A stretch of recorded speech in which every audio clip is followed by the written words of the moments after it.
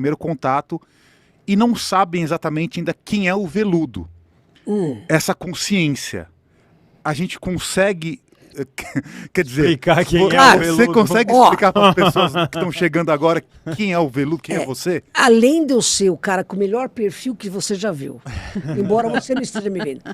Veja bem, quando você está desencarnado, quer dizer, está sem o corpo físico, tá?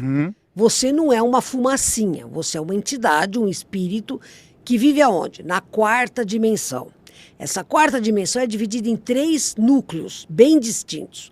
O núcleo mais denso, mais escuro, com a diabada, é o umbral grosso. É onde estão as grandes mentes malignas do planeta Terra. Tá? No meio do caminho, você tem o umbral médio, que é onde tem o povo que é preso de culpa, preso de remorso, preso de paixão que não aconteceu. Entendeu? Eu queria tanto, materializado. São pessoas que estão muito presas a ilusões. E depois você tem o terceiro umbral, que é onde tem as colônias, a nosso lar, que é aquele lugar mais bonzinho, mas tudo é quarta dimensão. Ou seja, todos os espíritos que estão aí dependem de reencarnação para melhorar, para progredir. Então, eu sou um desses espíritos. Eu tive um monte de encarnação aí, tanto é que eu escrevi o meu livro, algumas delas, para as pessoas entenderem que você pode sair do umbral grosso e chegar no terceiro umbral, onde eu não estou ainda, obviamente, estou no umbral médio, mas você pode chegar, você pode sair de um cara que só pensava no próprio umbigo e se tornar um cara que se preocupa com o todo. Essa é a grande mudança, a grande sacada. Tá? A minha última encarnação, eu passei por 2 reis na França. Meu avô foi o regente do Luís XV, perdão.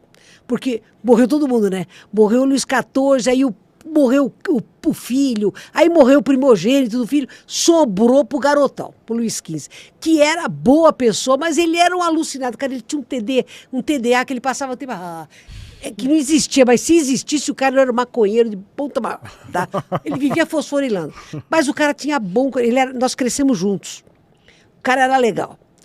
Quando ele morre, quem assume é o Luís XVI. A preocupação do Luís XV foi dar para os filhos uma visão de uma vida de justiça. O cara era bom demais, O neto, que era o Luís XVI, veio com essa mesma predisposição, mas ele não era o líder. Ele não era o cara de pegada. Se ele tivesse o espírito do Luís XIV, esse moleque ia ser sensacional. Mas ele era frágil, entendeu? Por isso que tudo se precipitou, porque ele não teve a pegada. Então, eu vivi nos 2 reinados. A minha missão, veja bem, era apoiar o Luís XV para ele fazer a mudança que a Revolução Francesa traria. Se tivesse havido ali, se nenhum de nós tivesse pulado para fora do barco, como eu fiz, eu pulei para fora do barco, e o próprio Luís pulou também, não teria tido a necessidade de você ter uma sangrenta Revolução Francesa. Seria uma revolução mansa. Mas porque a gente falhou, veio toda aquela catástrofe. E eu, como nobre que era, duque que era, fui degolado pelos revolucionários.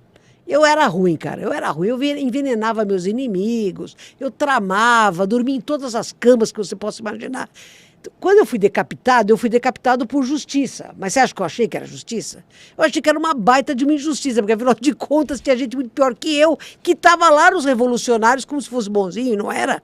Patrocinando com dinheiro da coroa a própria revolução. Então não foi decapitado porque mudou de lado. Você entendeu?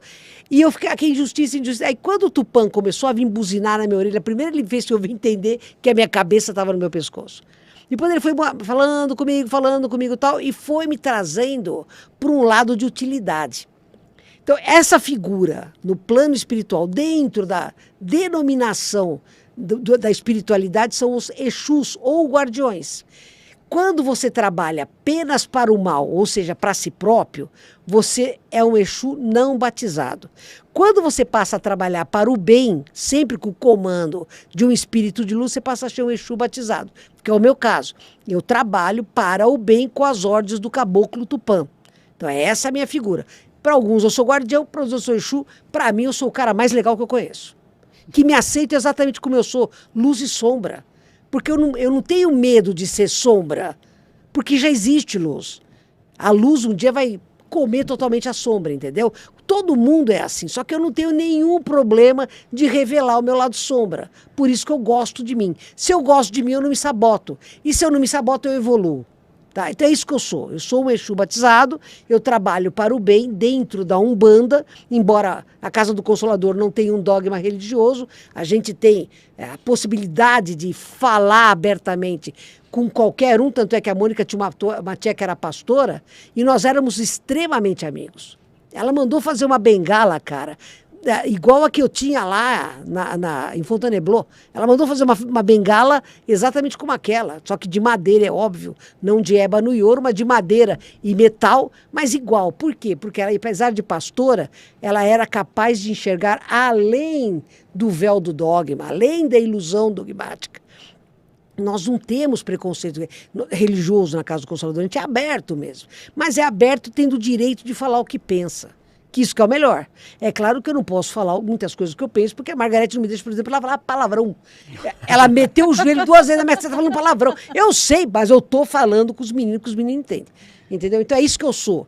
Eu sou um cara desencarnado que tem uma cidadela grande no umbral médio e trabalho para o bem.